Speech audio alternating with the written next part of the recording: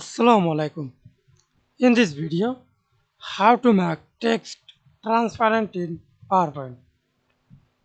Let's begin.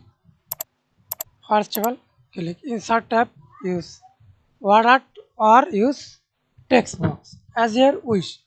Example, I use text box, then type anything.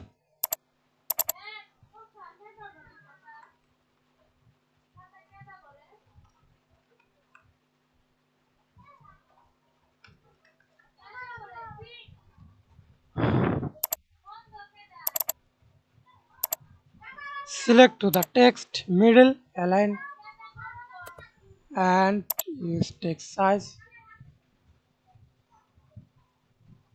Okay, then right click on your mouse, format shape, text option, text outline, solid line and transparency